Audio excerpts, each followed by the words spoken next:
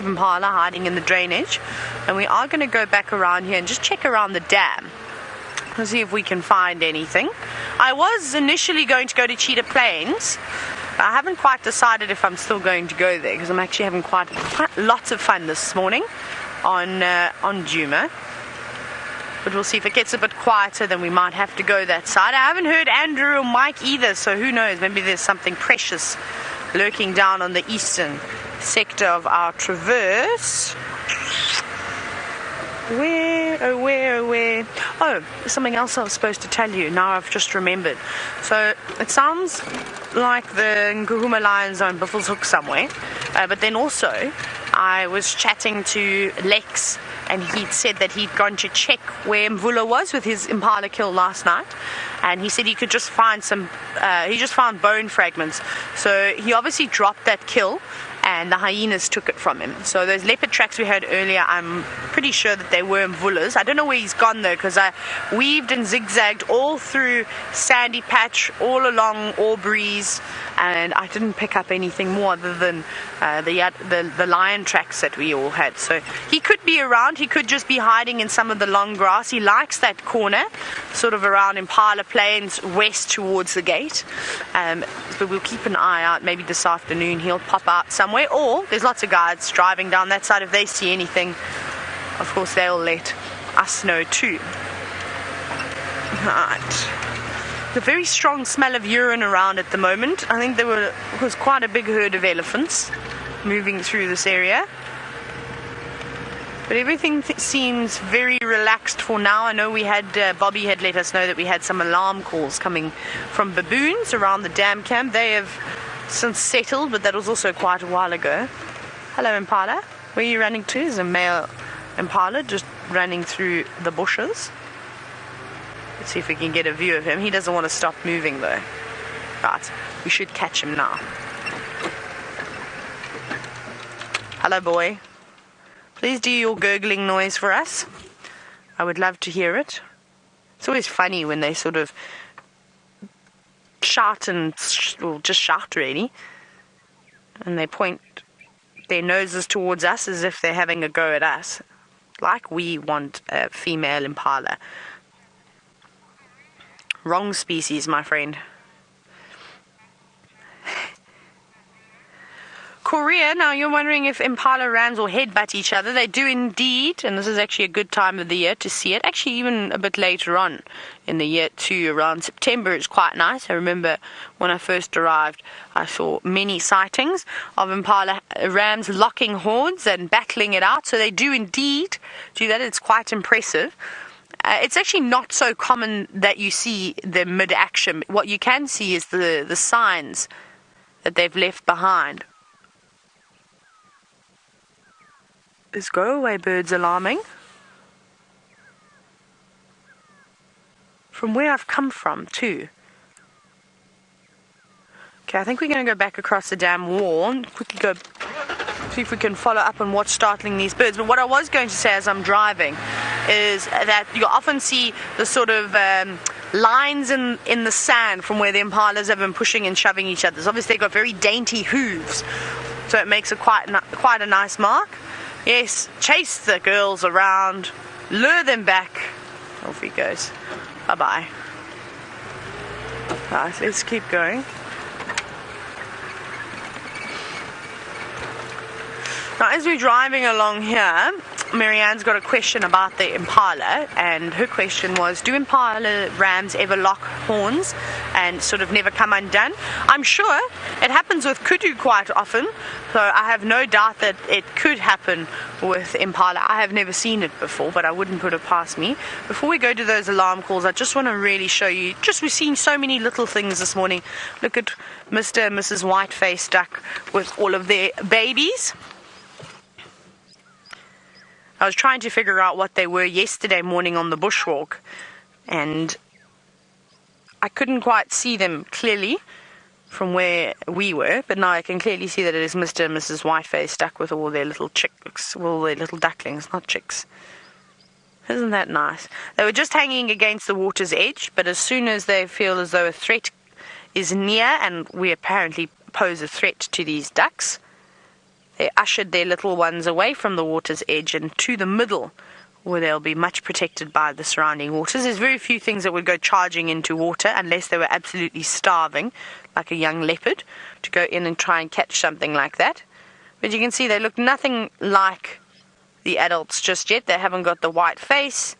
They've still got to develop their adult coloration. There's one of the adults. See, keeping a close eye on either side of the chicks. Chicks in the middle, very much like how a herd of elephants puts their youngsters in the middle. Look at that.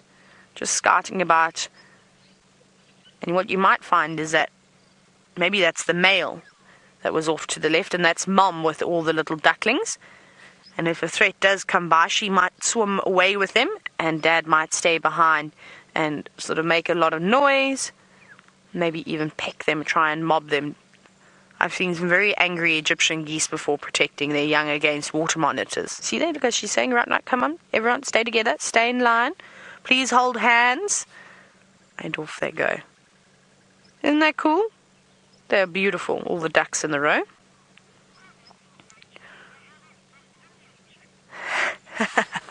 Rachel, you said that they've got a bazillion chicks. They've definitely got a few. Let's count them. Oh, can we start? Yes, we go. 1, 2, 3, 4, 5, 6, 7, 8, 9, 10, 11. I think I counted correctly. I think there's 11 chicks. Let's keep an eye on them. Let me count them again. 1, 2, 3, 4, 5, 6, 7, 8, 9, 10, 11. No. 1, 2, 3, 4, 5, 6, 7, 8, 9, 10, 11, 12, 13. That was terrible counting. 13, not 11. I missed 2 apparently. We shall now try and keep an eye on the chicks, now that we know that there are actually 13 and not 11 of these ducklings. And let's see how many of them survive. The chances of them moving away from this pan is very slim. It's a good water source here. There's lots of food available for them. It's big. They'll feel safe, like we've just seen. They've ushered their little ones out into the middle. So I think it'll be a good spot. Unless the Egyptian geese come back, and they're pretty territorial and chase everything else away.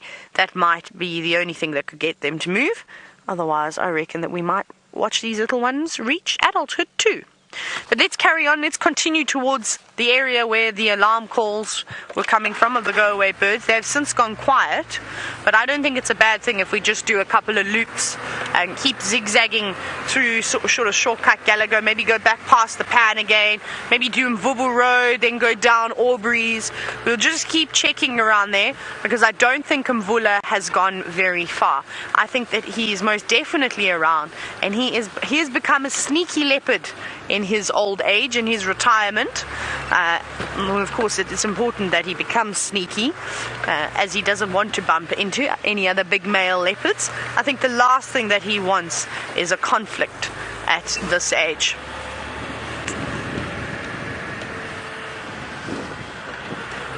So we're going to head, I think, all the way around. Maybe we'll also just check quarantine very quickly. Well, as we're driving around, James is, of course, moving around on foot, and apparently he's doing it in a stealth-like manner.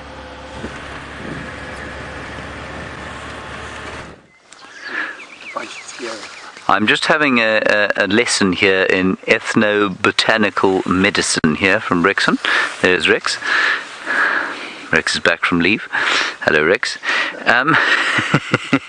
And we're looking at a plant here called Mbezana, or Cissus cornifolia, the Bushman's grape. It's got 100 different names, but in Xitsonga or Shangaan it's called Mbezana. In Afrikaans it's called perdipus, which means horse's urine, and that's because it has a fairly unpleasant smell. And Rex was just telling me that the roots of this tree, combined with the roots of the weeping wattle and what else? Sour plum, combined, bunched together, are used for the treatment of sexually transmitted diseases. So, I've never found any use for this tree before. I didn't realize it had a medicinal use, and as I was saying yesterday evening, the best way to find out about that, of course, is to ask local people who've been using plants like this, well, from the time that they were very small people. Probably not for that specific use. Right, let's go and look inside Mbezana here, because there's an orb web spider that's created itself a little home. You see down there? Oh yeah. Now, which orb web that is, well, that's anyone's guess. Just around the corner there, there's a moth that's just been nailed by a spider. It's just been smashed by it. Right now, just there. You see there? Yeah. The moth there has been smashed by the spider, and it's the same owner, I think, of the orb web that we were just looking at there. And it's a kind of vertical or horizontal orb web, not vertical. There, look, it's being wrapped up. Oh, that's beautiful. It's a magnificent spider.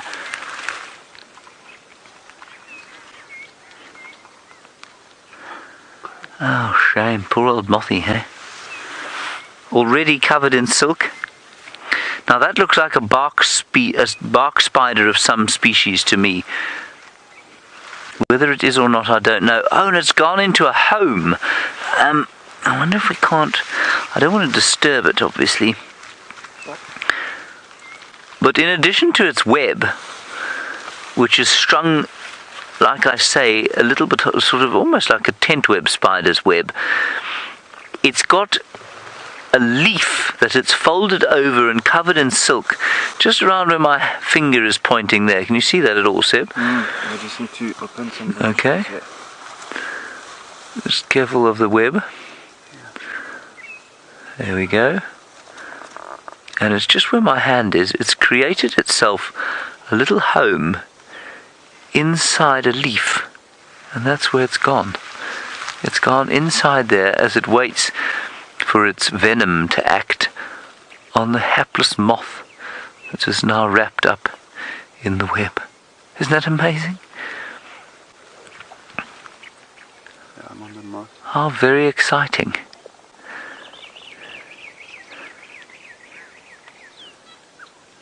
That's really tremendously exciting. But apparently Taylor has got something even more exciting. Depending on time. We have just stumbled into our friend the elephant. This is the young elephant bull. The other one, unfortunately, of course, left us. So I'm sure he's just a little bit further ahead. But now you can clearly see the size difference. Much smaller tusks, not quite as big in body size. And we're really just doing the same route again. We zipped around over the dam wall. If you're watching the dam cam, you may have seen us. And then I said to Senzor, let's just actually drive shortcut, Gallagher shortcut. Let's check the pattern one last time. And then I was having a chat on the radio to Lex, because as I was driving past the dam, I noticed a male lion tracks, and he said that there was another male lion. There was also a lion at Buffelshoek airstrip at about 10 o'clock last night. So those are two of the Birminghams. I'm almost certain. Let's catch up to this elephant. And that lion could have come from the east coming west, and the other lion apparently came from the west going east. So I think what we're going to do is we're actually going to drive all the way along Central, and who knows, maybe one of those lions are still on the property and just sort of resting up. I think that's going to be our mission. We shall leave the Mvula mission for a little bit later this afternoon. Hello, boy. We'll have one very quick last look at this elephant. Now, Kat, speaking of lions, and hopefully I'll be able to show you this a bit later, and you're wondering, how do you tell the difference between the lions? So, Kat, what's really amazing is because we've been watching these animals for such a long time, they all sort of have their own personalities. They also all look a little bit different.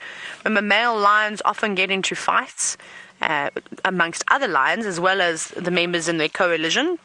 And they'll scrap over carcasses over females, and this results in injuries in the form, in the way that they leave scars behind, which is great for us because they leave these amazing identification marks. So, for instance, Mfumo at the moment has got a massive scar going down his right eye from a claw mark. Whether it was another male or whether it was a female, I'm not sure, because they can both do a bit of damage. And then Nena, my favorite Birmingham boy, has got an equal sign on his nose, and just on the top of his nose, it's two little scars, and they look like an equal sign. Tino is missing one of his canines, so he's got a bit of an indentation around the left side of his face, near his lip, and he's also missing a half moon sort of shape cut out of one of his ears. I've forgotten which one it is. And then, who else? Nsuku is the most beautiful lion you've ever seen. He's hardly got any scratches on his face, but he's got yellow golden eyes. You see him straight away, and he's been hanging around with the sticks at the moment. So that's sort of how you tell the difference. But like I said, hopefully we can find them and we'll do the whole identification process together.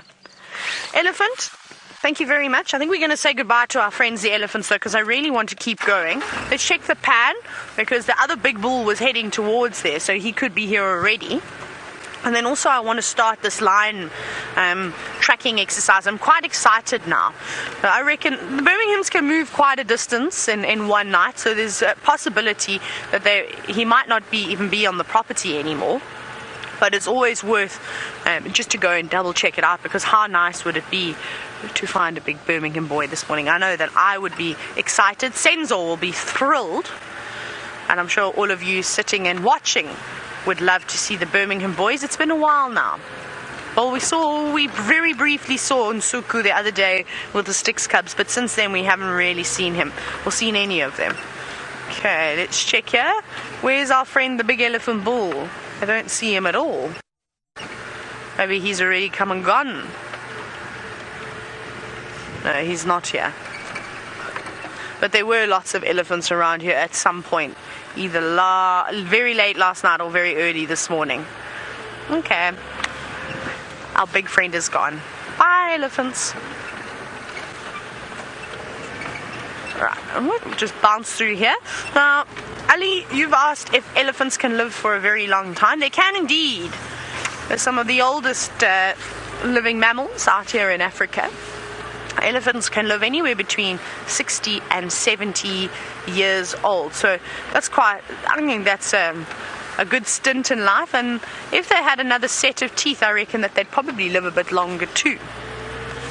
Unfortunately, they only get 6 sets of molars that come through every 10 years or so, depending on how quickly their teeth are wearing down, of course.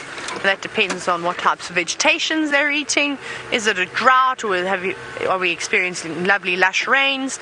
And that normally determines the lifespan, because as their teeth wear down and they haven't got a new set to replace their previous ones, the eating rate slows down every single day, and then they're not able to eat their required nutrients, which is of course a big problem, and this causes malnutrition. So elephants don't starve to death.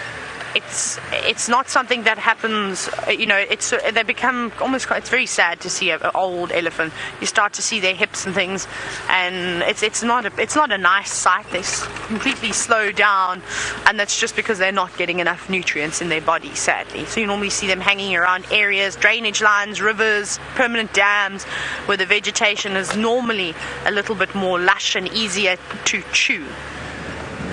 Okay, let's try this again. I'm just going to pick up the pace because I know that there's no tracks here because I've already driven this route. So we're just going to zip on through. We'll zip through the little drainage line and then back towards Vuyatela Dam where the white-faced whistling ducks were. But we're not going to go back down towards the dam. This time we're going to go carry on straight, sort of southeast along Central, and see if we can spot something. But just every now and then I get a whiff of popcorn. Now that could either be from leopard urine, or even genet urine. And I haven't seen any leopard tracks, so I wonder. It's sort of almost the perfect vegetation for the genets. You often see them around drainage lines, and there's the big one that just runs down below us, and they like sort of wooded and densely treed areas, so they've got lots of hiding spots because they go up into the trees during the day. They find little holes, and that's what they'll rest in. So most likely genet that has been running up and down the road, also scent marking. Okay, last little dip before we have to concentrate and focus on the ground and also the surroundings. Oh, and I have to tell you, I'll talk about bush art and our bush here and how your senses become when you have been working out in the bush for a number of years. It's good to know that senses are starting to popping. He's now starting to spot things further and further away than the normal person would, which is really good. Soon he's going to be telling me to keep quiet because there's lions roaring as we're driving, so I'm very excited for that day. It's actually one of my favorite things to watch, is the development of the senses of people who have come from the city and then start living out in the bush again. It's really quite wonderful. I've got to concentrate now. I'm hopefully going to pick up on these male lion tracks and find you all a lion. James is still walking around, of course. Let's go and see if he's found anything to show you.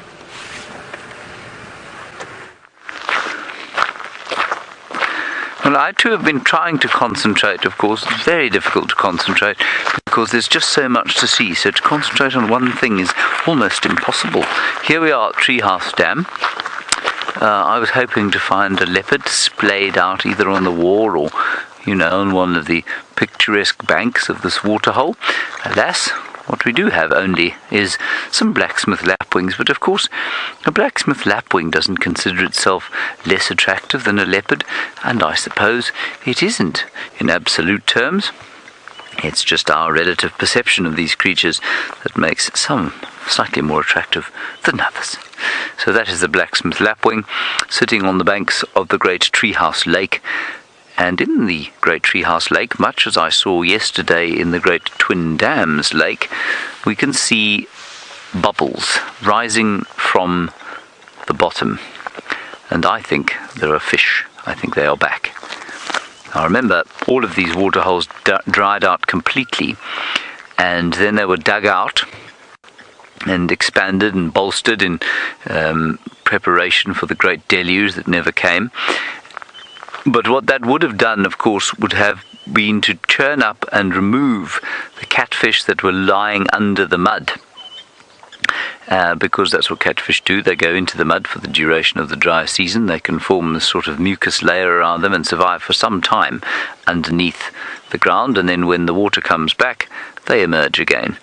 But I think what's happened here is that this dam has probably been repopulated by birds. By birds that are eating vegetation, often perhaps Egyptian geese that eat algae, and they must eat fish eggs with that algae. They come and they plop in here, and they need to relieve themselves of a time. And I think that's how the eggs get into these water holes. And now we have fish, almost certainly. In fact, if I come over here, well, there are also terrapins, of course, and so we mustn't be confused between the terrapins and the fish. I'm watching terrapins here. There's quite a nice view of the terrapins here, Seb.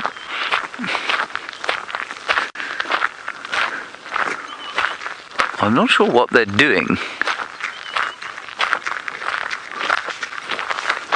There they are. So Tim, as I've just explained to you, the fish would return without intervention, probably through the dung of birds. There will be eggs, I suspect, in the soil quite often, but I think it's mainly through the dung of birds and through the legs. If a bird perhaps stands for a long time. There's a nice terrapin. Can just come up. Yeah. Stands in some water, around the water vegetation where the fish eggs are hanging, then perhaps the eggs get onto the bird's legs and they fly across to an area like this, and they drop the eggs into the water when they stand in this water. And I think that's how it happens. But catfish, of course, will spend the dry season in the mud.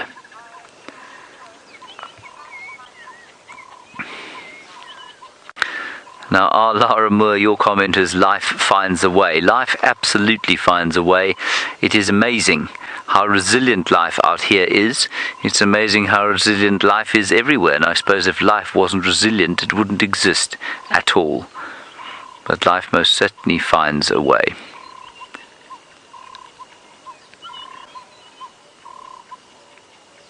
It's a very pretty morning, although it is kind of subdued because of the inclement weather.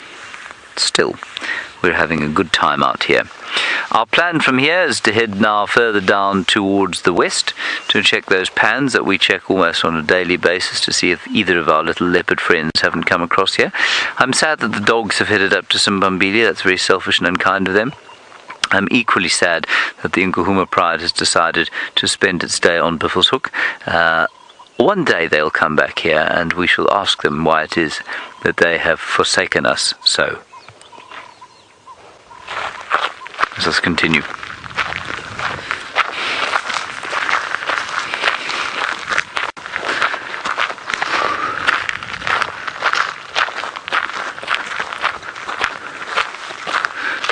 Right, I think Jamie, I'm not sure what, Jamie or Taylor were going to Cheetah Plains today. I'm not sure if either of them have actually made it across that far. So let's go and find out if Jamie did not go to Cheetah Plains, why, and where she's going now.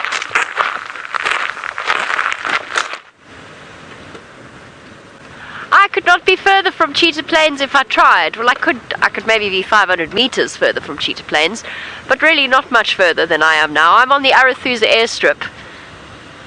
I came to look for jackal, and James wanted to know why not, because Taylor wanted to go to Cheetah Plains.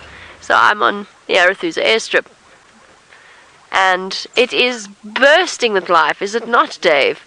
I know, I just don't even know where to look. Look, there's some birds over there. There's a starling and some hornbills. Marvellous. Yellow-billed hornbills and Burchell's starling. The only large starling that we see. Oh, look at that! Hey, seek and you shall find. Hornbills doing their display, and the starling, stretching its wings, kind of looked like it was trying to join in.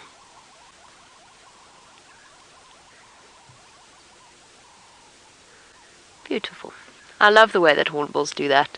Wings out, bobbing up and down, just reaffirming their bonds between male and female. And the starlings are displaying to each other as well. That is interesting. It's the tree of love, Dave.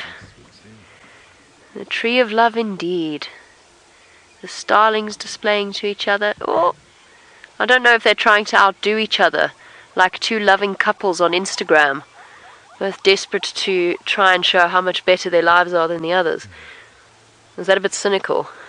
Maybe. Sorry, I'll take that back. That was what it looked like, though.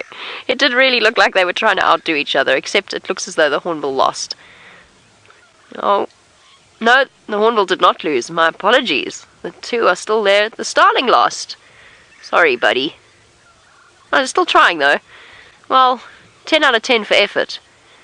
But I hate to tell you, it's probably not going to work on the hornbills.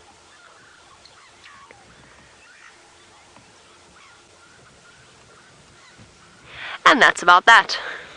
Poor Arathusa airstrip. It's very, very quiet out here. It's one of those days where on a cool and cloudy morning, unless you find a leopard or a cat, everything just seems to be hidden away. I can see some impala up ahead. I was really hoping we might see the jackal pair on the airstrip. But there's no such luck. We've got some Senegal lapwings. I suppose it's a good time, as any, to help our new viewers on their way with their bird list numbers. So there's a Senegal lapwing over there. There you go. You can add that one to your list. They love these open areas with short grass. They don't like to be in clearings where there's long grass, but a short grass clearing is perfect for a Senegal lapwing. Remember how excited we got when we first saw them, and now we actually take them for granted, which isn't very fair. As our Senegal lapwing trots along, and remember we always encourage you to keep a list of the birds that you see. Our viewer bird list, we work on them with you, and we try and search for any birds that you haven't perhaps seen. There's a dove off to the left as well. A Cape turtle dove with its very characteristic ring around its neck. But on the subject of different birds, Ryan, you want to know any black crows that we see in the reserve? I've seen two. One was scavenging with a load of vultures at a Birmingham stolen buffalo kill. The other was when I was on a walk with Steph, and it was the same day I saw the trumpeter hornbills. Very, very common to see them outside of the reserve, around the township areas. They spend a lot of time, somewhat sadly, basically picking off roadkill. So we do get them, but it's very unusual to see, and I've never put one on camera before. But they are around. Oh, we've got another lapwing. Birders Your list, never mind, it's gone. There it is. Your list shall be growing at a rapid rate. So far we've seen yellow-billed hornbills, Senegal lapwing, excuse me, crowned lapwing in the case of this bird, and a Cape turtle dove. And we saw the red-billed oxpeckers earlier. Somewhat unexpectedly, this is turning into something of a birding drive. I find these birds highly entertaining, but they do bring back traumatic memories of childhood, running through sports fields and being dive-bombed by them, coming out of nowhere, protective around their nests. I think all of us that grew up, at least in Johannesburg, have those memories. Dodging lapwings.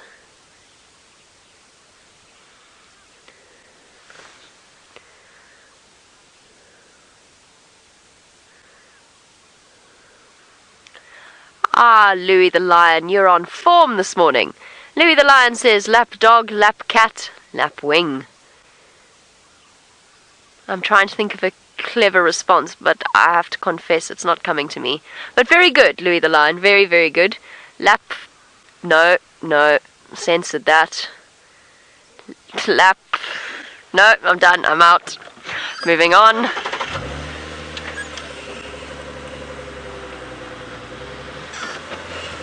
Let's go look at some impala, shall we? And move rapidly on from lapwings.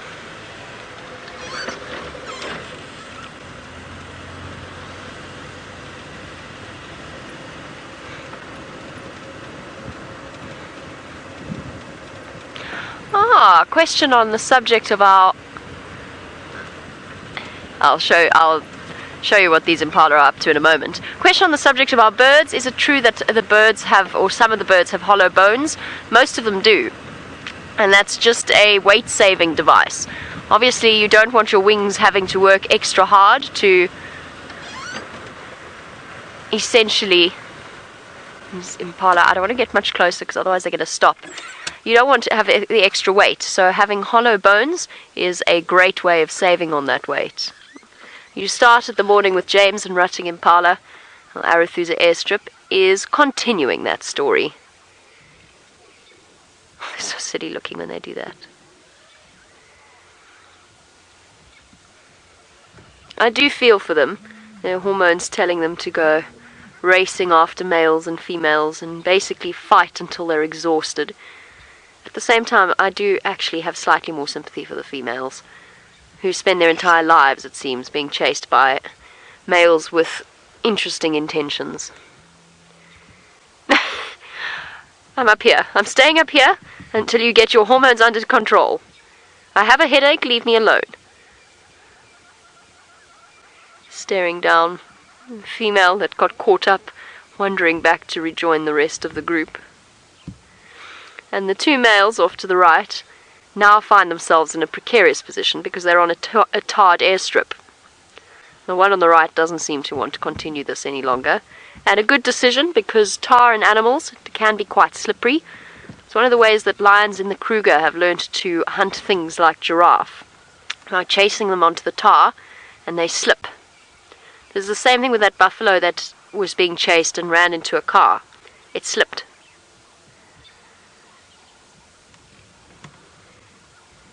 Just pressing home his advantage. The female's gone completely now, and now really the guy on the left is just proving a point. Right, he's established his dominance, and back to the ladies he goes. But, sneaky one on the right, still trying to get back.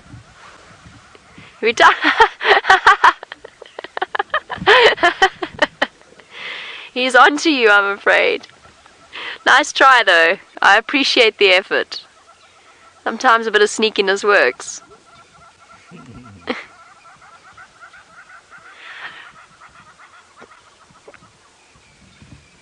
Oh, wait, I think I saw another male. Oh, there's some ladies and another male. Oh, I don't know what to do. Oh, the other male's entered the fray. Oh, it's chaos. Oh, the other male's taken advantage of the guy's lapse in attention. He's after the female. It's the female and the male. Oh, and the female's going to get away. They always do. And now there's a third male thrown in, and now I've completely lost track of who's who. No idea. This is like one of those fair games where you put the ball under one cup and then rotate it around. Round and round we go in the great circle of life. Ravine, you want to know whether or not impalas sleep at night? Not at the moment. They don't have much opportunity for sleeping. They do sleep, I'm sorry. I'm being a little bit sarcastic. They do sleep at night.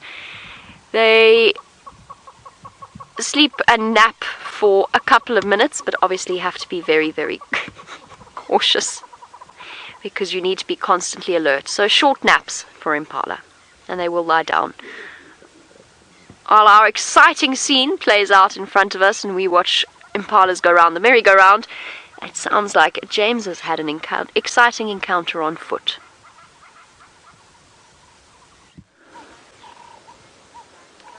We've had a very exciting encounter, and I'm afraid it's illustrated a bit of incompetence on my part. I was walking in front of this little group of ours, and I didn't see this elephant until it was too late, and Seb spotted it. And you can see that he's a young bull.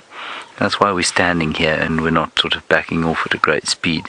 But he's not particularly happy, and it's important that sometimes we show you these things. He's not going to charge at us because he's small and he's nervous of us. So his default reaction might be to take a few steps towards us with his head up, and then he'd probably turn around and walk away. So I don't think we're in an unsafe position, and he's seen us now, so I don't feel the need to kind of back off. He can disappear into the bush if he wants to, and that's probably what he's going to do. But the point is that we saw him late, and he obviously heard us coming as we were walking along the road, and he was not happy that we had showed him a little bit of disrespect, I suppose, by not seeing him. And I always feel a sense of kind of like I've missed out when I don't see animals like this. It just is a reminder that we need to concentrate. If we come over here, Seb, you'll get a view of him. Yeah, we'll get a good view here. Now, we're not going to approach him any more closely, but we can move horizontally up and down. He's now relaxing quite nicely.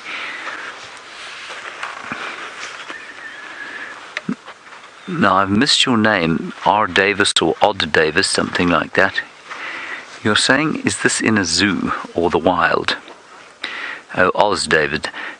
This is not in the slightest in a zoo. This is in the Greater Kruger National Park of South Africa. We're absolutely nowhere near a zoo. That animal is completely wild, and that is why he is reacting like this to us. He's a young bull. He's been tossed out of his herd because he's just getting sort of towards maturity, and so what he's doing there, he's feeling a little bit nervous, and having 3 human beings on foot around him is not particularly comforting to him. He's not terrified, he's not that irritated by us, but he's just going to try and move away now, I think, and sort of make sure that we are not around him. He doesn't like to be having us, he doesn't like having us on foot around him. And the idea behind these walks is not to have an encounter like that. That kind of encounter is okay every now and again, but the best encounter is the one where they don't know you here. Obviously that reduces any kind of potential conflict that there might be, and obviously that elephant is now a little bit stressed, and that's my fault. Now, Oz David, while we walk along the road, we're going to leave him alone there. He's just clearly showed us that he doesn't want to be with us by moving into the bush and trying to stay away, so we'll respect that and we'll move away from him. The Greater Kruger National Park, of course, is part of the Greater Limpopo Transfrontier Park, which covers the borders of 3 countries, Zimbabwe, South Africa and Mozambique. And that means that we're in 8.5 million acres, or 3.5 million hectares of unfenced wildlife area. So to describe this as a zoo would be somewhat inaccurate. So we're completely surrounded by the African wilderness here, and an encounter like that is very special, and it's as I keep banging on about, it allows you a certain amount of communication with the wilderness that you don't get unless you're faced with a magnificent beast like that. And I think he was probably about He's probably about 3.5 tons or so. So he's bigger than a hippopotamus, for example, but he's nowhere near maturity. He's probably around sort of 15 to 18 years old, and a little bit nervous of being on his own. Now let's head across to Taylor. She will tell you a little bit probably about the herd structure there, and you can understand why that chap is no longer with the herd.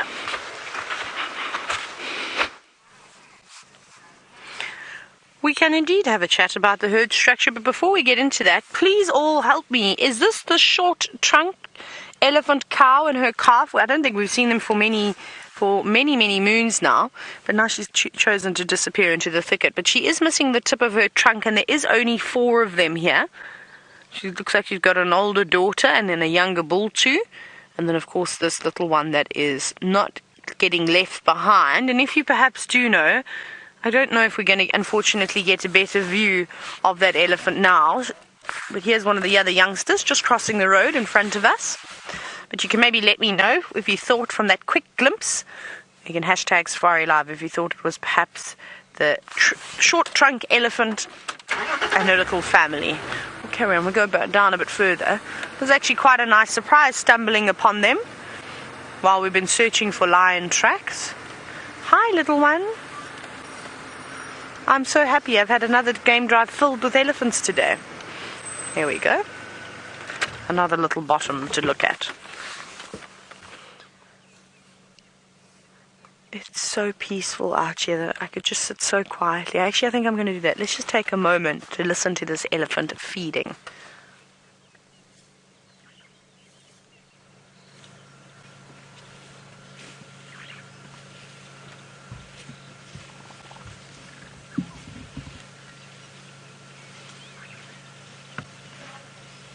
Isn't that lovely just to hear the grass moving between the elephant's feet and the guarri bush as it rubs itself against it, the nice rustling of those leaves.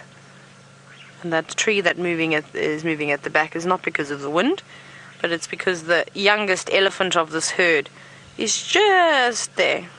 There you go. You can just see it. Oh, lovely.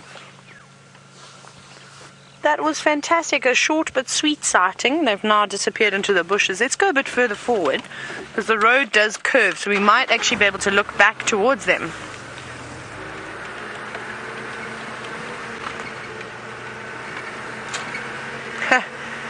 Now, Brian, you've said that it's crazy. Ah, there's more. Never mind. There's a whole herd of elephants in front of us. You don't have to worry about those ones disappearing. Even little tiny babies. We're at Buffelshoek Dam, by the way. So, Brian, your question was, it's amazing how camouflaged elephants are. And you said camouflage must be that of a tree of the bark. I think you're spot on. I'm going to go forward. You can see those bones that we just passed. That were from a buffalo that passed away in the dam. Hello, elephants! Good morning, my favorite animals of the African wilderness. I'm just going to keep rolling. Hello, little one. The reason why is because they're not agitated with me, but I'll just go in as quietly as I can so you can see the rest of the herd, because there's a whole lot of them here. Hello! It's okay, little girl. Yes, you're smelling me. Hello. Yeah, I'm just your friend. You don't mind me. You carry on eating from that torchwood tree. That's what it's feeding off of. It's a very small dwarfed torchwood tree, and you can see exactly why, or balanites as they're also known as, because the elephants like to eat them. And I don't know if this one's got a good chance at reaching the height that a big torchwood tree can actually get to, if they keep stunting its growth like this. But of course elephants need to eat too, so we can't complain too much. Sorry, tree, you'll just have to sacrifice yourself. But there's a whole lot of them. Hello, girls. And of course, if you have just started watching and you are new to Safari Live, I talk to all the animals. We love to talk to them, especially the elephants. I think it's good to make yourself known when you are here, not to try and hide away from them. And hopefully they'll feed off of my positive energy and excitement, because I absolutely love elephants. I'm actually going to go forward again. I'm going to just start the car. No, relax. It's still me. There's a little one.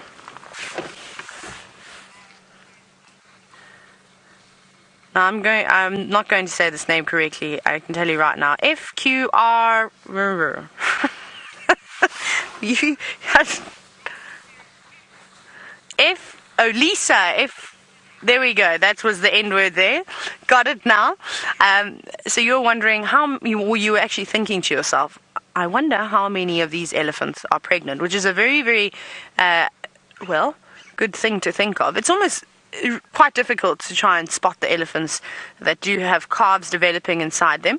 But what you can use is you find a cow and see how many youngsters she's got. Look for suckle marks on the mammary gland, not necessarily suckle marks, but just sort of wet patches where the little ones have been drinking from. Hang on, who's shoving and pushing each other here just to the left of us? Yeah, let's have a look at them. Well, it's difficult to see, but there's two elephants that are pushing each other around. I can't tell you if they are males or if it is one female and a male. Because often when you're with a breeding herd like this, you'll get a rowdy male that will come through and then needs to be pushed into line by an adult cow. I cannot see though. I think it is a big cow on the left. And I think that the one on the right, yes, that's exactly what's happening. It's a bull on the right-hand side that is now challenging, most likely the matriarch. Hang on, hello girl. We've just got lots of elephants now surrounding us, so I'm going to move out of the way. It's okay, big girl, I'll give you room. There's just another little cow. They're all getting a little bit nervous now. You can see it's okay. We're not the problem here, madam. It's that boisterous bull over there that is causing all the disruptions amongst the herd. So please do not take your frustrations out on me this morning. It's okay. I will protect your little calf too, I promise. I love them too much not to. But what was happening, we'll just watch these guys at the moment, is that there's a young bull that's come into the herd, and he is very boisterous. He is now pushing and shoving one of the bigger cows around, which is a bit risky, because if she wanted to, she could do quite a bit of damage to him. Yes, sort him out. Tell him to go on his way and to never come back again. He's too young.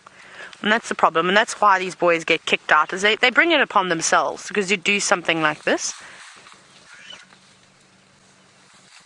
Hello, girl. Don't give up. Stand your ground. You can see she's turning around to face him again. Ears flared out. She's not happy. She hasn't made much noise. She keeps putting her trunk in her mouth too. She's very unhappy with this bull. Hello, girl. Do you want me to move some more? I can move some more for you. I'm trying to keep tabs on all the elephants here. Let me do that. I think we're going to have to do a bit of repositioning. I don't want to get stuck in between these elephants. So can I go this way? Hello, girl. Oh, no, I'm sorry. I know I'm going to go down here, I promise. Sorry, young lady. I have to apologize. I didn't mean to do that, I promise you. She looks concerned, that elephant behind us.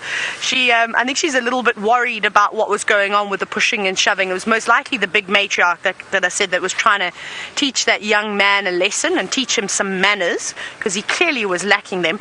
But now the problem is you don't want to get too absorbed in a sighting like this, because if you forget watching around yourself, you're going to get yourself into trouble. You're going to get stuck in amongst some angry cows, and that's of course the last thing we want to do. We're going to try and find a safe, good spot to view these elephants from. I'm going to send you back across to the bushwalk team. I didn't quite hear what he has, but I'm sure James will tell you.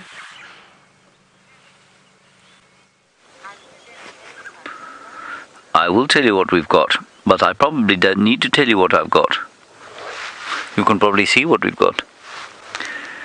I'm having a very pleasant time sitting amongst the grass and Waltheria plants and observing a small kinship group of zebra. They're grazing along the fire break here. The fire break is the area sort of being cleared of trees between two properties, and this one happens to be our southern boundary. So I think it was Oz David asking about whether or not we're in a zoo. Well, clearly we're not. But there are boundaries that we cannot cross that the animals can. So these zebras can go to the left of your screen as far as they'd like to. We cannot. We are pretty much on the southern extremity of where we can go.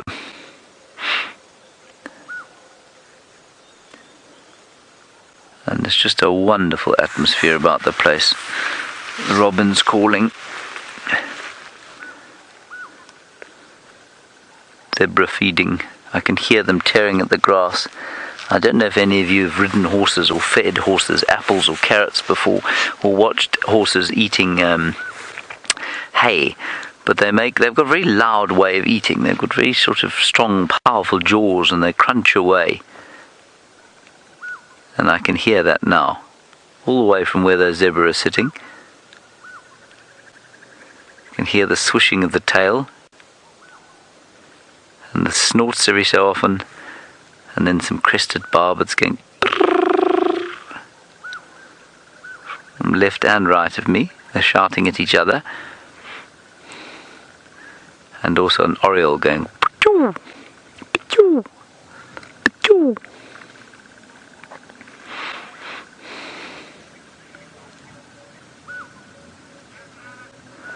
And unfortunately I can also hear the approach of a vehicle.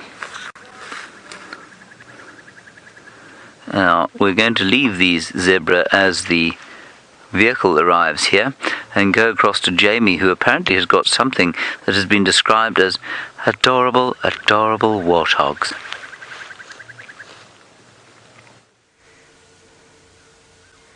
They are adorable, adorable warthogs. They've been absolutely gorgeous. We've got the 2 adult sows over there, and my guess would be mum and daughter. And then their collection between them of 5 very sweet little piglets who've been watching us the whole time. Every now and again you get one focused on you, looking across at you, this little snout twitching. I know they're not conventionally pretty, but they are adorable. There's something so sweet about their faces.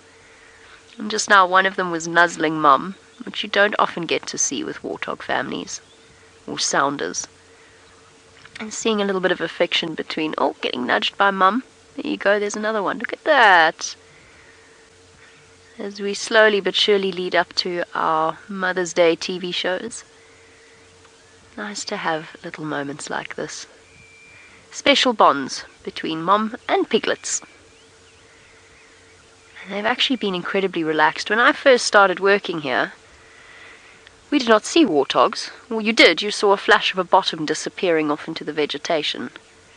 Now at least they seem to have relaxed once more, and we get to spend, not forever with them, but a considerable period of time.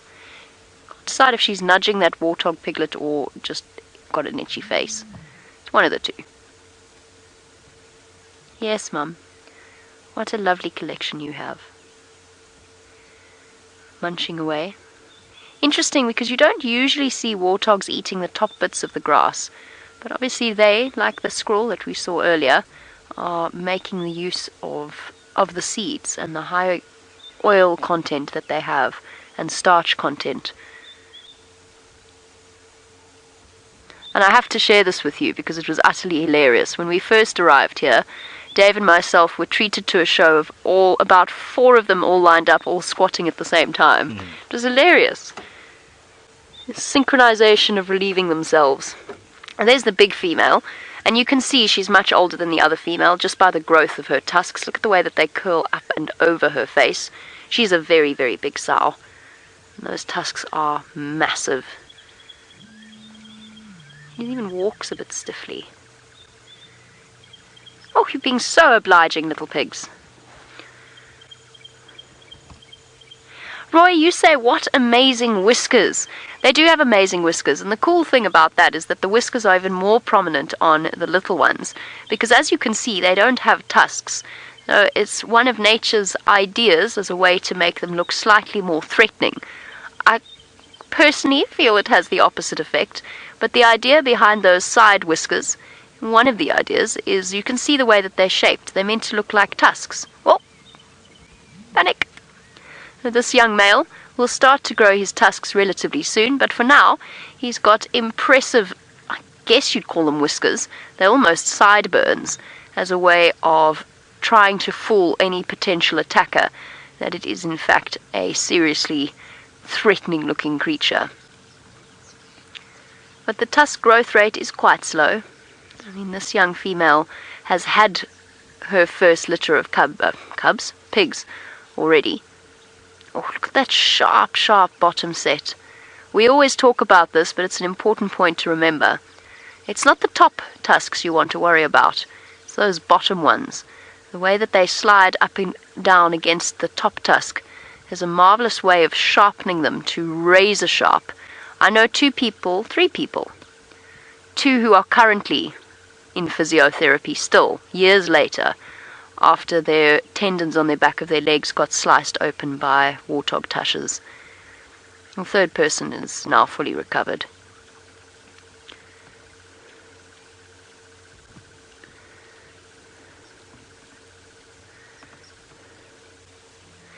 Now, Ravine, you want to know if there's any reason in particular for warthogs to have tusks. The sharp ones, the tushes, obviously are a defense mechanism. They're quite important. The tusks are also there to look threatening and scary and intimidating. And they're used as well in terms of digging up roots and tubers. Oh, they're getting so close to us now, Dave. This is amazing. What a joy this is. So, defense, in the case of males, reproduction, competing with other males, and also for feeding, digging up into the underneath the surface of the soil, just like elephants. It's essentially the same. The only thing they don't really use them for is bark, in the way that elephants do. They don't try and lift up the bark of trees. Hi, little one. Resting on their hocks to get right down to those grass shoots. And being ferried along by the two mothers.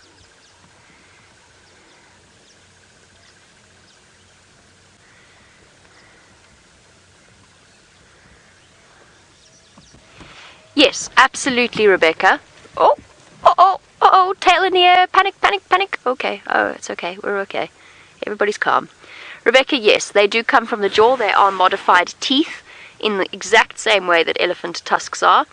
So one of the things that you must ask James very nicely to do when he's next in the tent, or any of us when we're next in the tent, is to show you the warthog skull and the way in which the tusks fit into the socket in the bone. So they are modified teeth. That does essentially make them ivory, but it's of a different standard and a different quality to elephant tusks. And I say quality with a very hesitantly. It's just a different grain in the way that it grows, but it's essentially the same thing.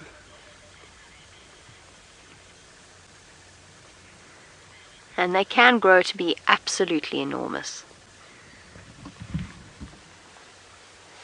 This has been the most patient sounder.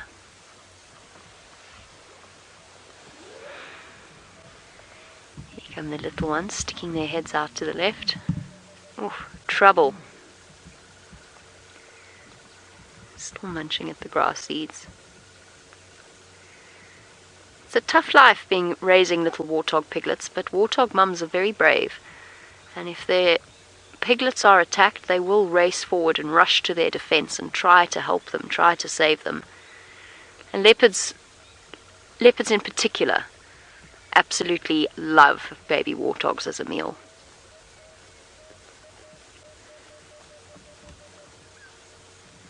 And we're almost into warthog rutting season as well.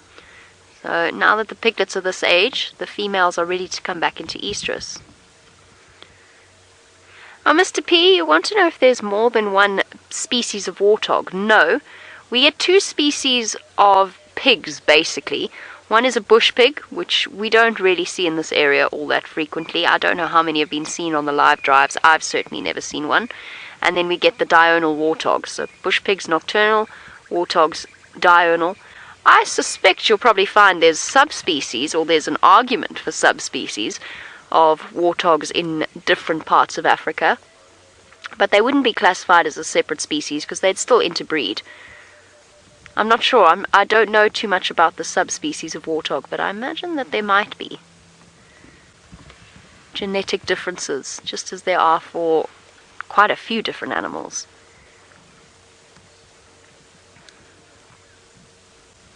It's always a contentious subject.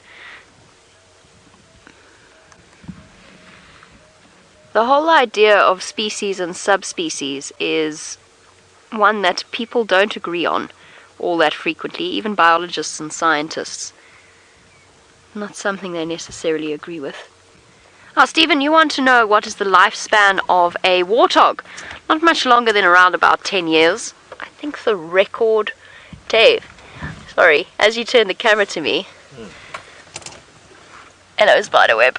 Let's just dispose of that. Dave's going to give it a quick wipe. There was basically an entire golden orb web on your lens. Not quite, but close. Sorry, Steve. I think the record was somewhere up to close to 20 years. 15, 20 years. But you're looking at around about 10, not much over that. You'll probably find in the wild, warthogs don't live much longer than 8 or 9. There's just so many threats and dangers out here. And I suppose, like most animals, you'll find that the females tend to live longer than the males. It's just one of those things out here. There's so much competition between males. And we should, at some point in the next few weeks, see at least one fight between male warthogs over females. And they fight viciously. They've just done a full circle around us. It's marvelous.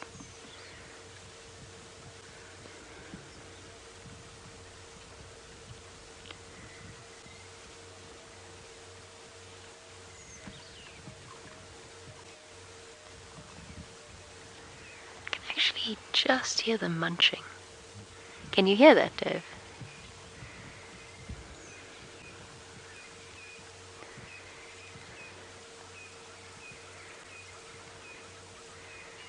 Off our warthogs go.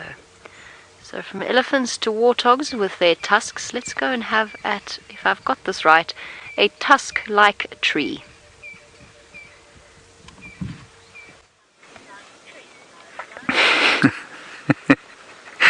You'll notice that we are getting very creative with our links, everybody. A tusked tree, indeed a knob thorn. Now the word knob is best said with an English accent and an accentuation of the B at the end. Knob. A knob. And it can be used in all sorts of ways, of course, that word. Mostly as an insult, I feel, to people. It's a very effective one. These knobs, however, are particularly impressive on the knob thorn tree, and they're used as a remedy apparently for eye troubles. So if you have, tooth troubles, that's these things, not these things. If you have a toothache, what you do is you take one of these knobs and you put it in your mouth. You probably crush it up slightly beforehand and place it on the offending tooth, and apparently it will have quite a nice analgesic effect, so pain-killing effect, so that's quite nice. Then while I was looking at the knobs, here is the chrysalis of one of the Acria butterflies. And you can actually see, I don't know if you can see this, but I'm just going to tap it to see that it's out, because it might still be in there. No, I think it is still in there. I don't think it's out yet. But we can see the husk. I can see the husk of the caterpillar that occupied it once. Can you see that at all, Seb? Yeah, I'm trying to. You see this little bit of copper-coloured husk there? But the butterfly is still forming inside the pupa there. So it will emerge at some stage, and it would just be very special to see that happen. This is, of course, what I was hoping would happen during our 8-week TV show. We had exactly this species, I think, of Acria butterfly caterpillar, and they just never got to the stage that they formed a pupa like this. They just kept getting fatter and bigger. I suppose the Acria caterpillar also has a few knobs on its back, and they have knobs for exactly the same reason that this tree has knobs, and that is in order to defend themselves from predators. Good. That is all I have to say about these knobs.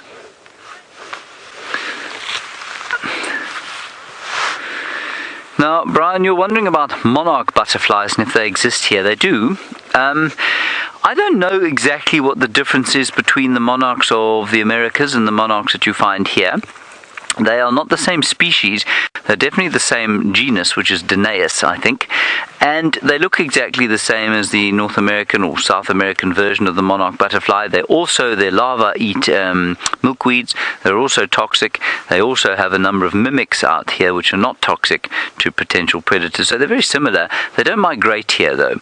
And that's because the climate here, of course, is much less variable than it is in North America. But yes, we do have monarchs. I haven't seen a huge number in the last few weeks. We did get quite a few at the beginning of the summer, but not very many now. And there's not a lot of milkweed around here. Yes, we do find some milkweed, but there isn't a huge amount of milkweed. They eat the milkweed. They also eat another creeper, which I've yet to identify, that has a very toxic milky latex. So yes, if we can find one, I'll certainly show you one. Okay, let's move on from here. We're sort of winding our way back now. We did walk the southern boundary a little bit to see if young Shongalai or Hosanar had come up this way. You were attached there, sorry Steb, bad luck. The knob thorn managed to get hold of Seb there, didn't want him to go. Who can blame them? You know, fine example of humanity that Seb is.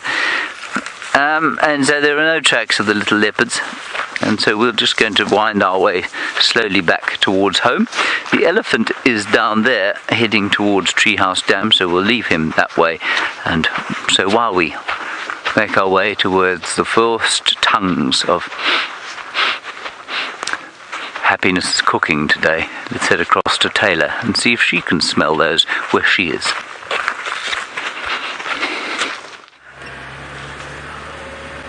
It must be 30 minutes left to drive if James has started talking about breakfast and the smells of it. Sadly, I'm a bit too far away to smell Happiness cooking. We're right on Buffelshoek boundary at the moment. Our elephants left us. They moved off into the thicket, and I picked up some more male lion tracks. So he was quite sneaky. He gave us the slip and ended up going up Inyala Road North. And then I lost his tracks at the junction of Gwari Pan in Inyala Road North. So what I thought we would do, we did check around Buffelshoek Dam. There were no more tracks. As I thought, and I've driven Hippo Pools already, and there were no tracks on that road. I thought we'd come down Cheetah Cut Line to have a look. We've seen the lions a couple of times in this area, and they don't always use the roads. They often just cross through all the blocks and then go straight out. And I think we're about to see some lion tracks. That's exactly what's happened. Look at this. He is a sneaky fella, this one. So if you look all the way from down here, you can start to see the tracks. There's one over here. There's another one. And they sort of just keep going, plotting against the road underneath my tires, going straight into Buffelshoek. We're just in Torchwood, of course, is just on our right hand side. So that's he's sneaky. That's exactly what he's done. So he's walked between. He probably went between or went off at Gwari Pan Road from Inyala Road North, and then walked between Hippo Pools Road and Gwari Pan, and then moved and must have crossed somewhere here. Probably jotted over Hippo Pools Road, and then we must have just missed the tracks going over, because there would have only been a couple of tracks left behind when they do cross the road like that. So very, very, very sneaky move by this male lion. At least we know the next time when we do hear lions calling, we know sort of the areas that we've got to come and check. Well, that's a pity. I'm not sure where this lion has gone, but at least we found the tracks.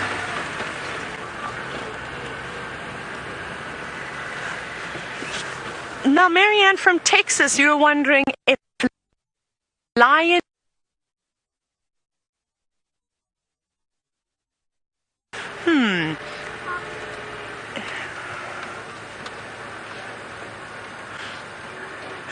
So I'm just going to go through the question again. Sorry, I believe there was a bit of breakup. So Marianne from Texas was wondering if lion urine smells like domestic cat urine when marking.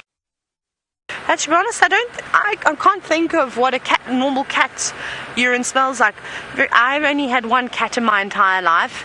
His name was Catty, and he was 19 years old. We ended up having to put him down just because he was very old. He was 19 years old and we were moving to a new place, and the vet said that he was a bit blind and it wouldn't be fair on him to put him on an aeroplane and take him to a whole new place. So that was a couple of years ago. That was like 2012, 5 years ago.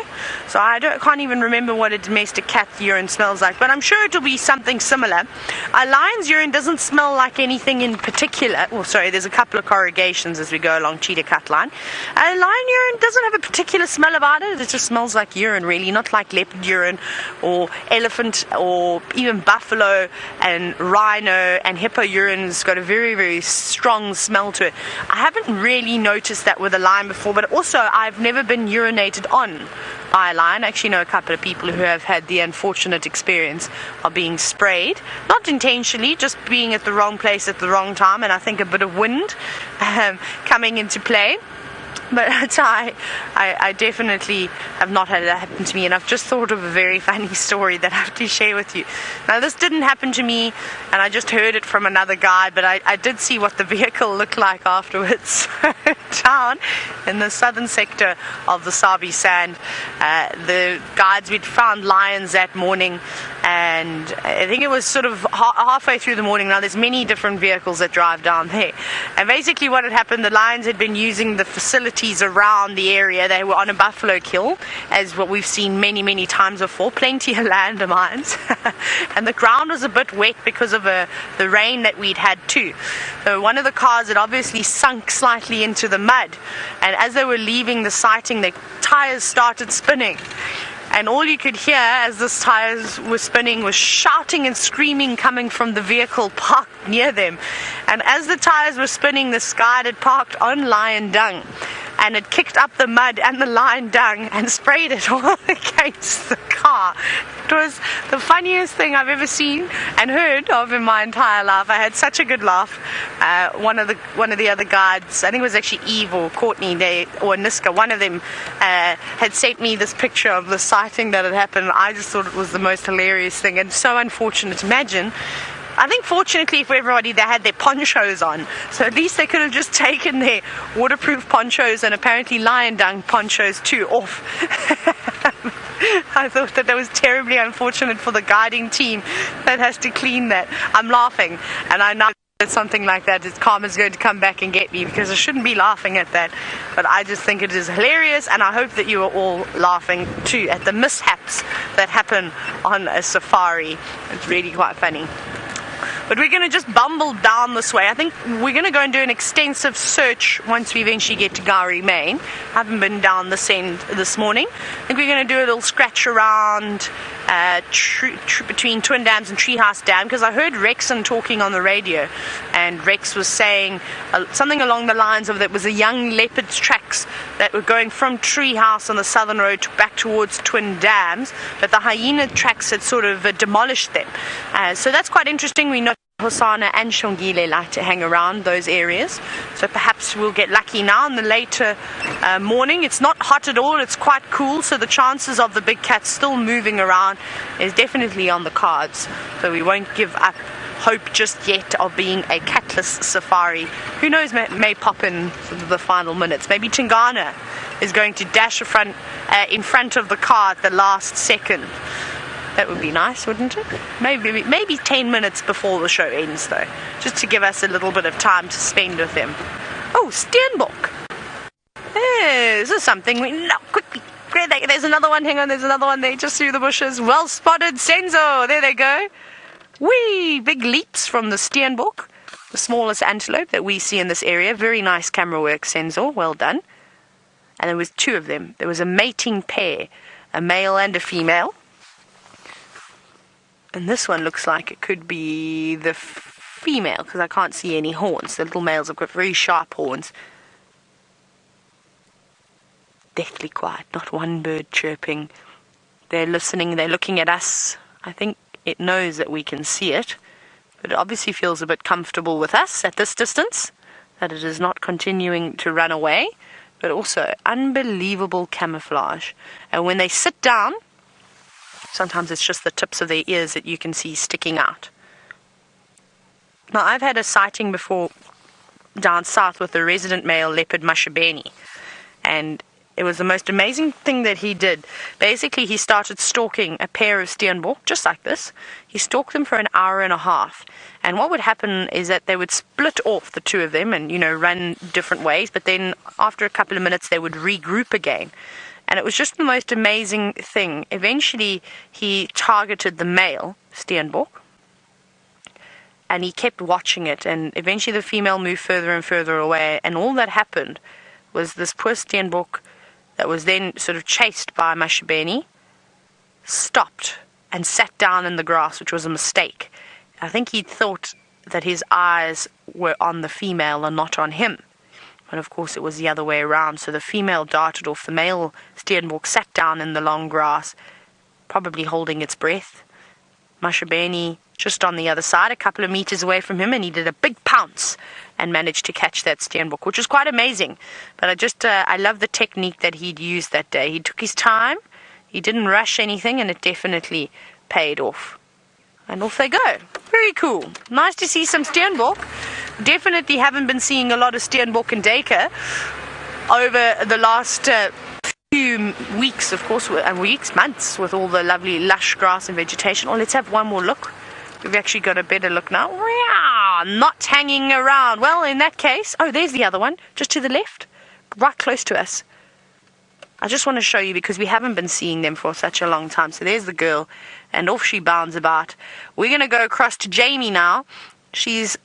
Hasn't had luck either with the big cats, but she has found a critter with, oh, not Jamie, James. We're going to go to James. He's got a spider, and it is yellow. There is a garden orb-web spider, everybody, sitting in its web. And I know we've seen lots of garden orb-web spiders, but this one is a particularly large example. About the size of my hand, I think. Maybe slightly smaller than that. But she's just very impressive.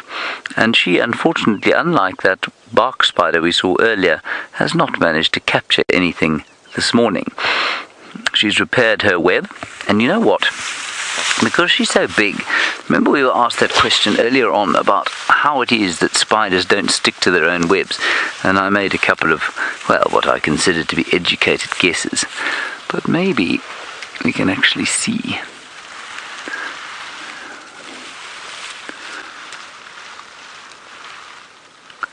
Yeah, there are very, very fine claws on the end of her feet.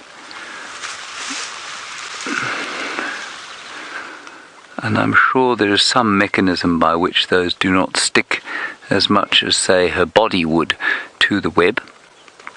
And also, I do think that the fact that she has 8 legs to climb around on the web makes a big difference. But only the very tips of her feet are attached to the web. There is no sort of flat surface of her body or her legs that are vaguely attached to the web. So somehow evolution has decreed or has designed her such that she can move around on this web without touching any of it with her abdomen or her cephalothorax, that's her head. Quite astonishing creature.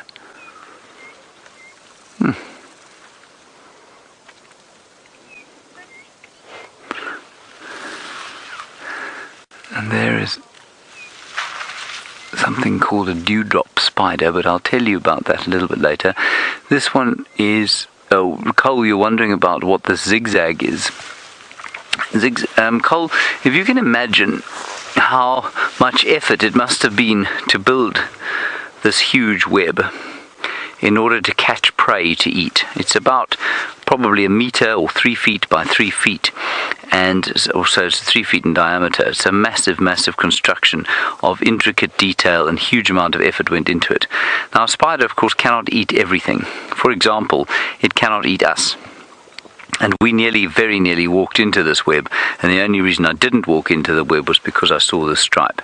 And we think that these stripes there are there for things like birds and mammals that don't want to get caught up in the web, and especially birds, and destroy the web and yet not be anything to eat for the spider. So it's to warn off things that she can't eat that might destroy her web. And it's called a stabilimentum. Cool. Alrighty, let us move along. Oh, I just wanted to, here's one of those dewdrop spiders. It's a kleptoparasite. There are a few of them, a few different species of them.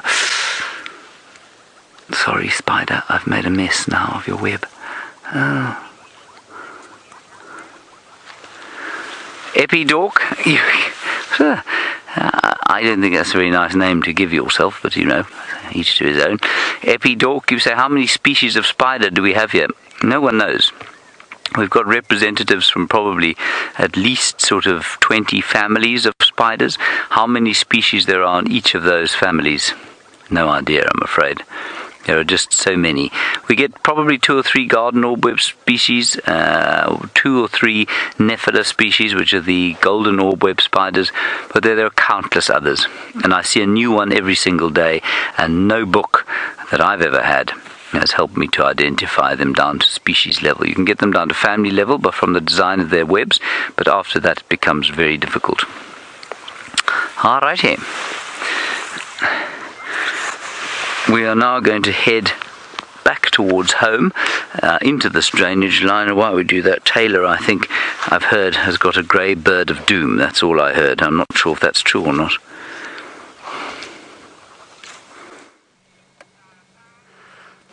So we're sitting with a family of kudu at the moment, and we've got a beautiful big kudu bull who is showing some interest in the lovely ladies. Now there's more than one of them, and hopefully they're going to come out into the open now as he sort of ushers this female along. I don't really want to move the car too much because the ladies on the other side of the on the other side of the road have relaxed quite nicely, and there's also a very young kudu calf, and I'm just trying to find it. It was just moving around here somewhere, and it's something we haven't seen too many of, are the young kudus. They are hidden away sort of for the first couple of weeks of their life. But they're also born quite late in the year. And kudu generally give birth sort of towards the end of summer, coming into March. And then they'll come into estrus shortly. They've actually got a long gestation period. It's one of the longer ones for the antelope. Normally, I know around Steenbok, and I think Impala is around 6 months, whereas the kudu is just over 8 months.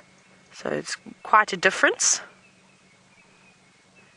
I think one of the reasons why they give birth later on in the years, perhaps it's a technique to try and keep their calves hidden, because remember, they're much bigger than a young impala that can hide in very short grass, whereas later on in the year the grass is a lot taller, a lot more coverage, so it might be a better chance for their little ones to survive, which is actually quite interesting. But they're very relaxed with us. And the bull is slowly edging over there. I think in the next 2 minutes or so he'll come out from behind the bushes and start making his approach back towards these 2 ladies who have got oxpeckers. Just relaxing at the moment. They don't look like they're feeding. I think they're just trying to keep warm on this chilly day. That's a great screenshot, actually, with the stripes and the beautiful coat on the kudu. So you hashtag Safari Live with all of them. Isn't that beautiful? That's fantastic. Look at that. Heads. Young kudu bull, of course, at the back, and a old cow closest towards us.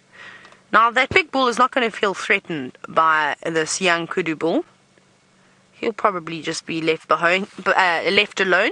He's not quite old enough just yet to go out and experience a solitary life. I reckon about this time next year, he'll probably get told to pack his bags and go off. Right, let me see if I can reposition a little bit, because this kudu bull is taking his time.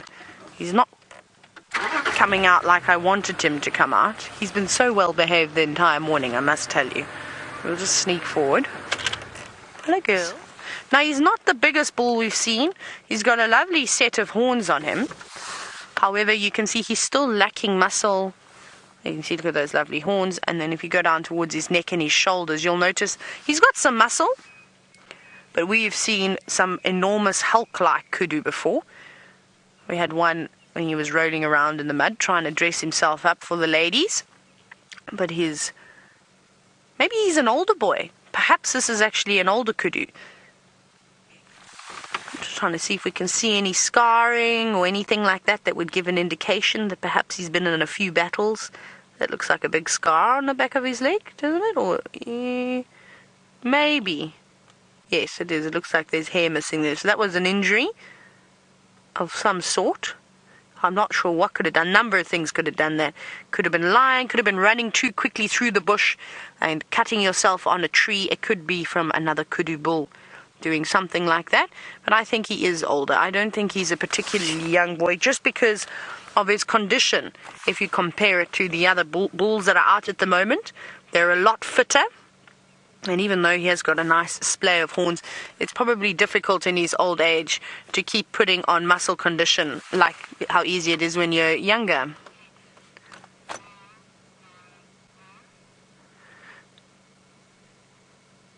How beautiful is that? Look at those 3 spots on his jawline. Isn't that beautiful? All the markings. His white moustache. His white markings underneath his eyes. They are such graceful antelope, don't you think? Even the girls are beautiful, but I have to say there are very few things out in the bush that are as impressive as a big kudu bull. And we've seen a lot today. Jamie's had kudu and so has James, and now we've had a trifecta of different kudu sightings, and I hope that you've all got lots and lots of screenshots. Now, Julie, you're wondering what is he eating? Leaves at the moment. Though kudus have a varied diet. They predominantly are browsers, as the oxpecker lands on his back. They're predominantly browsers, so they'll eat leaves and things. However, when the first rains come about, you'll see all the lovely new grass shoots pushing through the ground. Kudu will often put their noses to the floor and munch on that too. But they eat a little bit of everything. One of the most amazing things that I ever saw, and I've told you this quite often, but I wish that you could all see it for yourselves, and I need to dig up some photos, is the browse line that was quite sort of prevalent in a lot of the mahogany trees in the Lower Zambezi National Park. And I've also told you this, they were all over in this one area. It looked like they were perfectly manicured and somebody was actually tending to them and shaping them and had planted them. Actually, oh look, the little kudu calf has just come out. Let's have a look at that just across the road. Sorry, I'm drawing your attention away, but it is so cute. Look how tiny it is, probably only a few weeks old, maybe a month old, but really tiny, dainty little thing. And the kudu, they used to love to feed on the mahogany. And you could just see perfectly how tall a kudu was or how high they could stretch up, because all the trees had exactly the same distance from the ground to where the leaves started. And it really did look like somebody came around with their shears and cut it. Well, it's a very curious little kudu calf, not venturing too far away from mum, but now become quite relaxed with us, which is good, because initially when it first saw us, it ran off and hid away. Probably mom's instructions to keep out of sight. That's the thing, out of sight, out of mind with a lot of the predators. You don't want to draw too much attention to yourself when you're this small. But curious, looking up into the trees, looking around, just having a little nibble here, experiencing life, still getting to grips with everything. Life is so innocent when you're this young. It's unfortunately very tough for these guys, though. I would not like to come back as an antelope, just because you'd be on the menu for so many different animals. But how precious is that? I think this is the first decent sighting I've had of a young kudu calf this year. It's always tough to get them out in the open and so relaxed. And that's also to thank, we've got to say thanks to the weather, because there's not a breath out here this morning. So the animals are very much calm. They can hear everything very clearly. It's nice and cool. It's not too hot. It is the perfect morning for safari. And ideally this should be the perfect morning to see cats. But we're just not quick enough for them this morning. I really wish that little calf would walk over to the bull. He's making his way in the same direction as the little one. So it would be nice to get a size comparison between the two.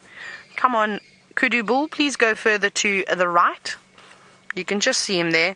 Now, if he could stand behind the little kudu calf so that we could really see how small that one is, that would be great. But tiny, tiny, teeny, tiny little character. That is beautiful. Sometimes I like having drives like this where we don't see a lot of big cats. It makes us all just appreciate all the smaller things, and I think we've seen lots of smaller things today, including watching that young kudu get a fright as an oxpecker landed on it. It's still got to learn about those birds, and soon enough it'll allow those birds to land anywhere on its body without really showing too much discomfort. Very cool, isn't it? Let's go up a little bit further, I think. I thought that was fantastic sighting. We really are spoiled, absolutely spoiled. Let's go and take another look. We'll just creep a bit closer. They keep moving further and further away from us, but of course that's not us chasing them. They are just going about their day. Now that young bull just starting to get a little bit nervous. Look at the little one getting excited. Now, right, kudus have good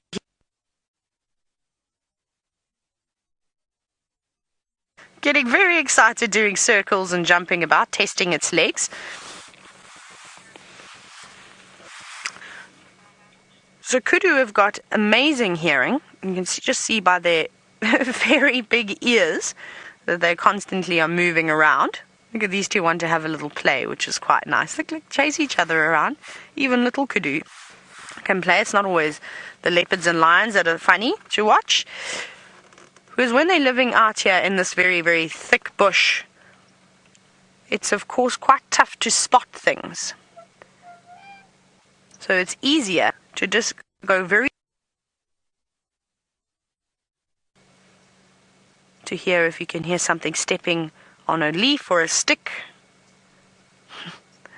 or perhaps just rustling through the grass like these two are. Isn't this sweet to have them chasing each other around? How amazing. It's nice to have an older brother. Hey, big boy, you're looking after your cousin perhaps, or maybe it's your younger sibling. I can't tell if it's a male or female yet. It's still a little bit too young. But how sweet is that to have them bouncing around? What an amazing morning it has been, and I hope that you have all enjoyed it, because unfortunately we have come down to the last 30 seconds of the show now. We've had everything. We've had hyena cubs, we've had loads of elephants doing all sorts of wonderful things, plenty of kudu. It has just been another magical moment out here in South Africa. But remember, 2 safaris every single day, and we hope to see you this afternoon on the Sunset Safari. Thank you from all of us here at Wild Earth, and it'll be wonderful, of course, to hear your questions a bit later.